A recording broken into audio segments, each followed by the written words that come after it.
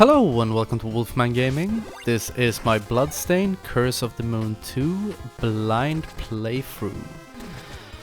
And we have finally reached the final episode. And if I'm starting to sound a bit weary with this game, well, it is because I am.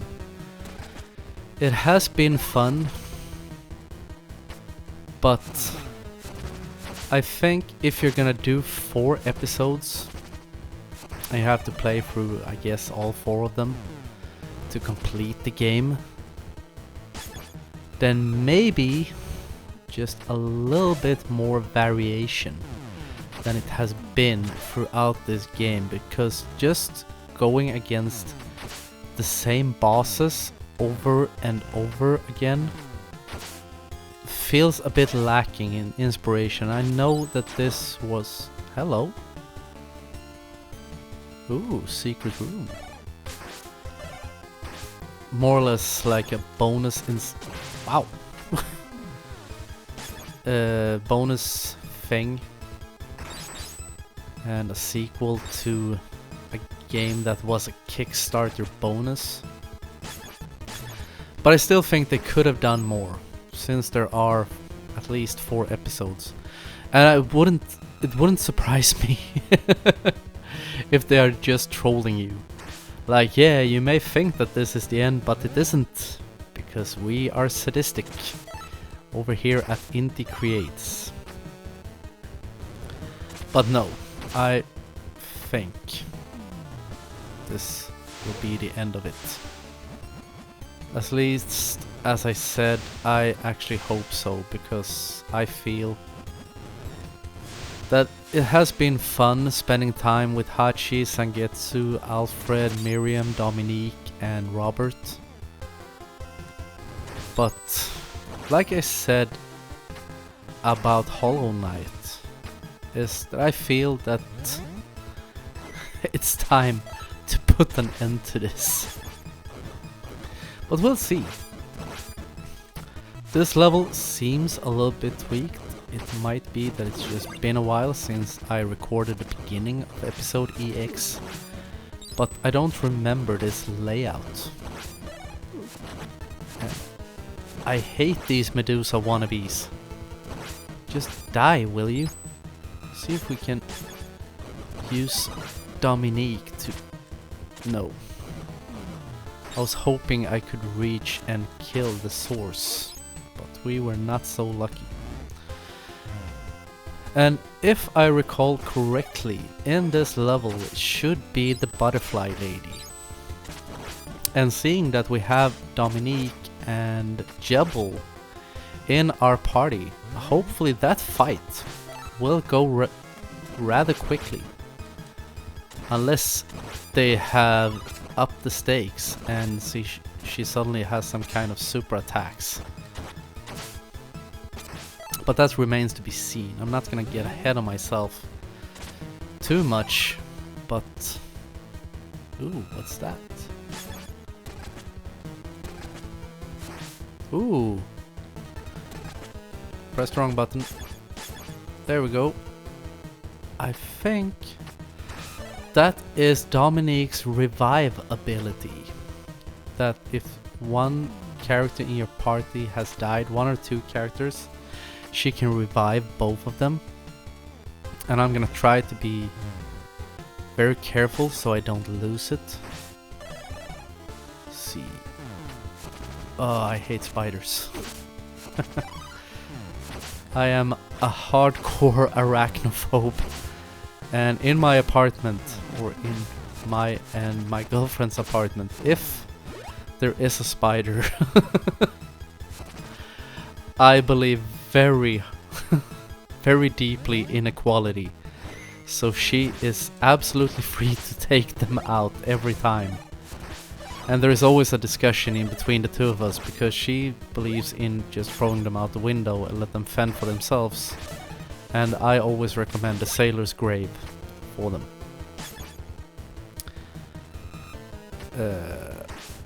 I have messed up a bit, I feel. She should have more health going into this boss fight, but this boss, in my experience, isn't that hard. If you put pressure on immediately, you're usually able to take her down rather quickly. And because I said that, I am probably gonna suffer throughout this fight. But that's the good thing about Jebel, that he has like a spread shot. And wow. She is as relentless as ever. And I actually died. So let's try out this thing. Does Jebel come? Yes. He did come back to life, and they are all at full health. Which is awesome. I love that sub-weapon. I don't think I ever used it during episode 1. And seeing what it does, I'm wondering why I didn't. Because that is awesome. But either way, we have Dominique with us. So now we hopefully can poke her ass. To put it mildly, and poke to win. Let's see.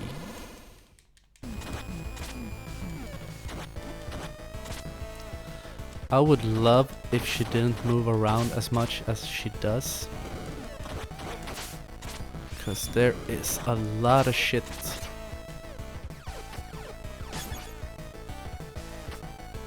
She's gonna do her disgusting thing.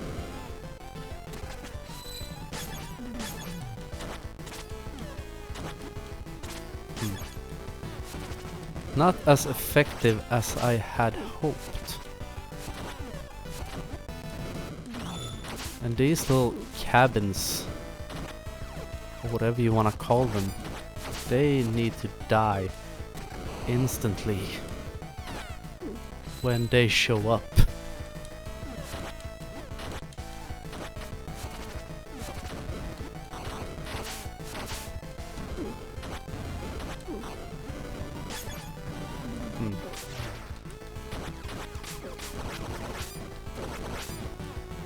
Well, we are making progress at least.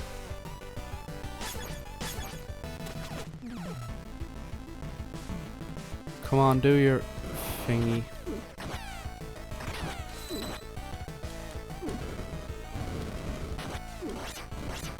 Come on. Oh, yes. And I think this might be me being a pubescent child, but when she turns into that like flower, it looks slightly phallic. If you get what I mean. Which I'm most sure you do. You got dense fossil fuel. That's great. And Jebel is probably gonna slam us with exposition. About that dog, Hachi, and that massive magic armor. It looks powerful, but it must be difficult to maneuver. Surely those short enemies must be a nightmare. No, Hachi simply crushes them underfoot. They're barely an obstacle. I see. Good for Hachi. Yes. So that's 2 down. And I guess it's time for Robert. Stage 3, Raging Chariot. Let's see.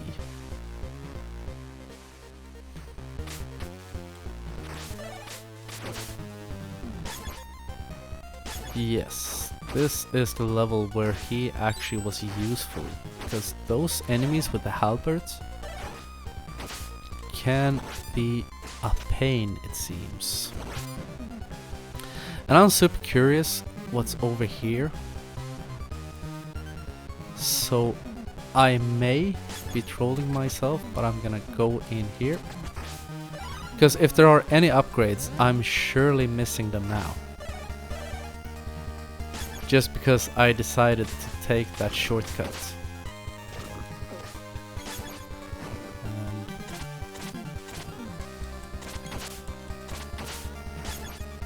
use Jebble, take out the gargoyle, and get out of the water.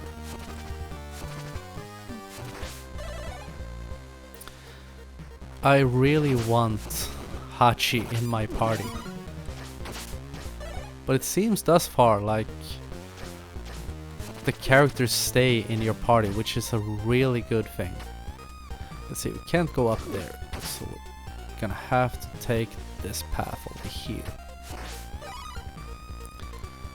So maybe when we get, as I said, to the final level, maybe we'll have all 8 characters, and then the ass kicking will be mine. Book them and they will come, and so forth, and hopefully you get that reference. And if you don't, you need to check out 90s comedies when Mike Myers was actually funny. So let's see. I'm gonna try to press the right button. Could be a great start. And we are just gonna speed run through this. And I am so curious. I know that this isn't the correct path, but I want to make sure I don't miss something. Like, that could be something. Oops. I ran out of weapon points.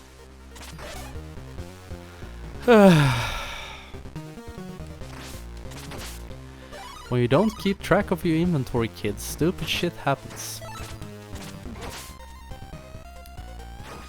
Just FYI.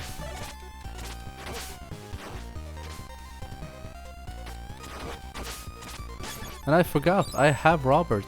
I can take them down via distance.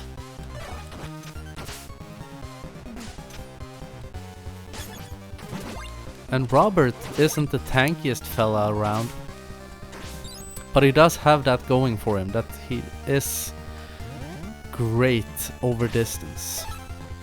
And yeah, this is probably gonna suck. Should probably not use Dominique, because she is a bit too enthusiastic when she jumps. Oh, I have messed up. Okay, so now I put my faith in you, Robert. Hopefully you can get us through this.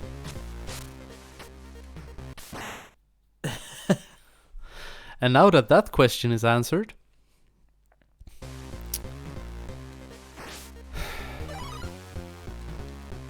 okay, last time we tried that path, so I'm gonna throw caution to the wind and check what's over on the right, because over on that side it just felt like there was a lot of misery, and this may very well go the same way, just takes slightly longer. But somehow, ow, I don't think, ow, they are very well placed. Just maximum amount of trolling that if you manage to dodge one of them, the other one will surely clock you. But I can respect that. That is what they're for. Ow. You can use Robert to be super sneaky. Ow. Didn't go too well, now did it? I need to focus a lot harder. And now I can't get in there. Ow. So far, so good. or at least good enough.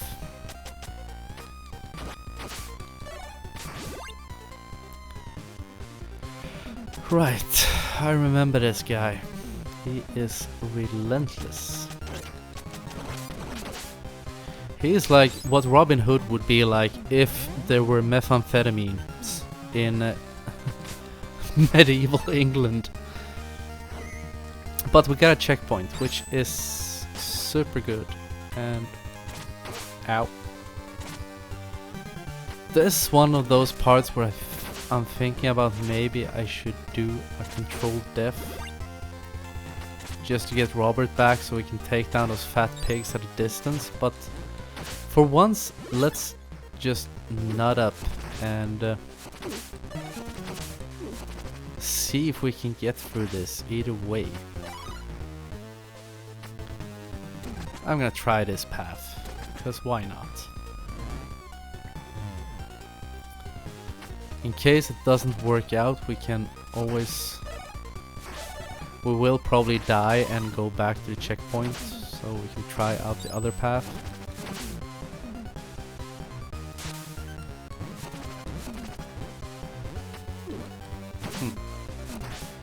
Okay. I must say, this room with the giant waterfalls was really hurtful to my eyes. I don't know if it's because of the TV or whatever, but I'm glad it's over at least. And here we just do this. Hey, bat recognized bat. And leave me alone. That's nice at least. And I can't remember which boss is it in this level. It's not Booberella, is it? No, wait, it's the train, right? The shitty part about it is that I don't have Alfred. That may very well cause a problem.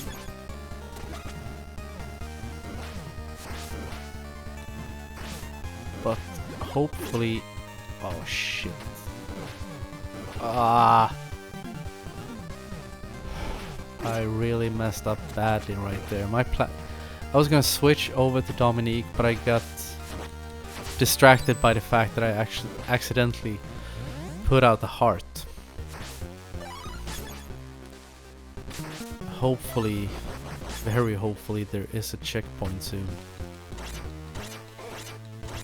Ah, there we go.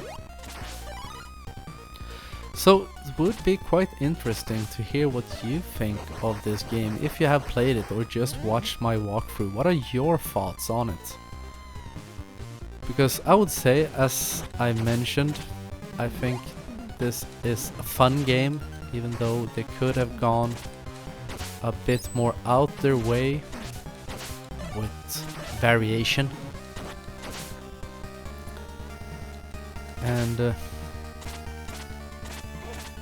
I've also talked at great length about the new consoles coming out, and I would love to hear your thoughts on those. And there are some new titles coming out as well. There is a new Assassin's Creed game coming out, I think very soon. I can't remember if they have put out a release date or not, but it's gonna take place up here in the north, in Scandinavia. In Norway, I think, which is just west of Sweden, where I live. And is this the boss? Yes, it is. And there was some articles about the fact that the protagonist is called Eivor. No matter if you play as the male or the female protagonist, which I think is a little bit funny because Eivor is a female name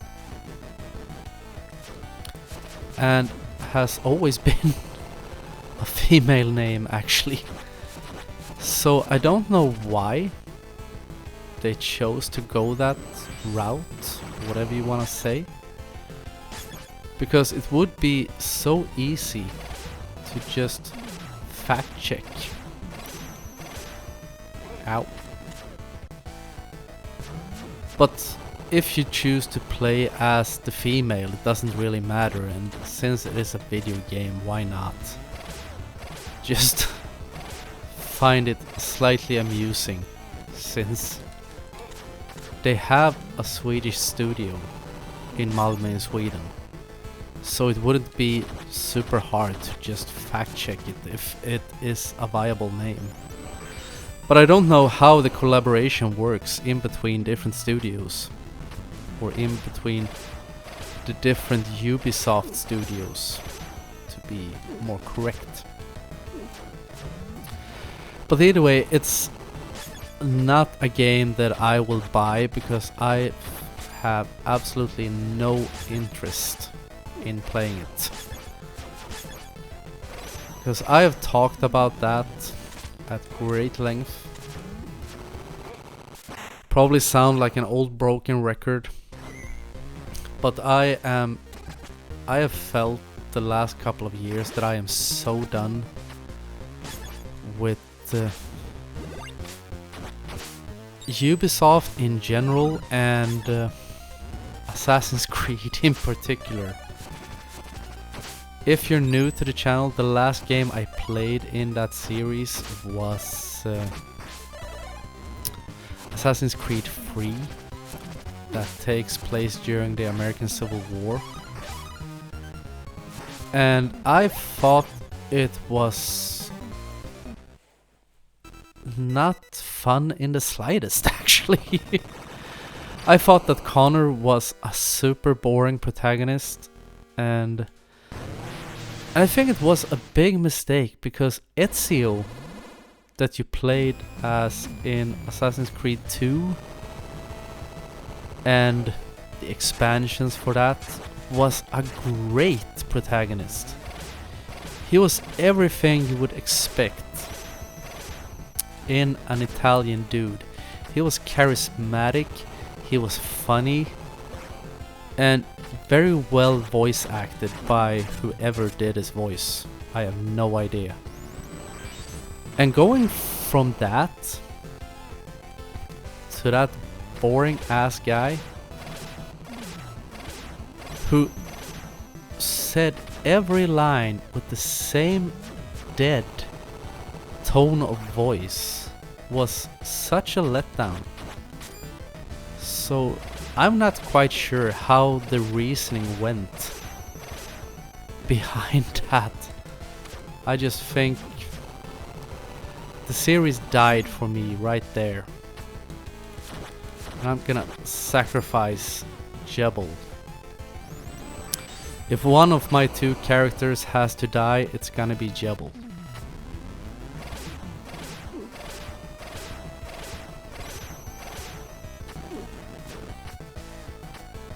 But maybe, yes.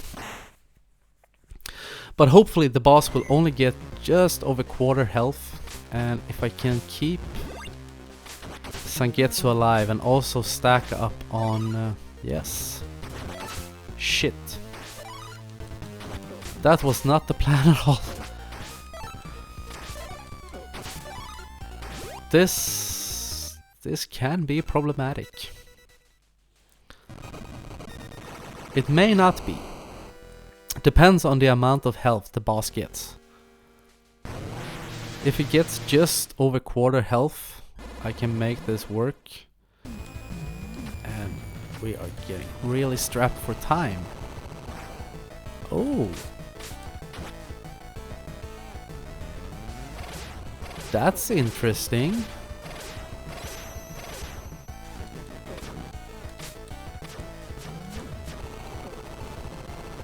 You can more or less just cock block the flamethrower.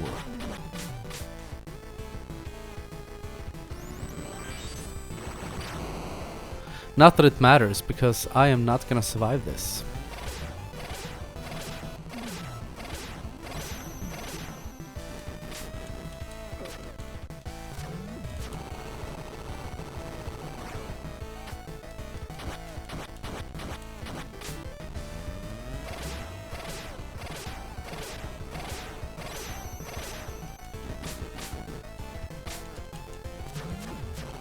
Nope, didn't survive.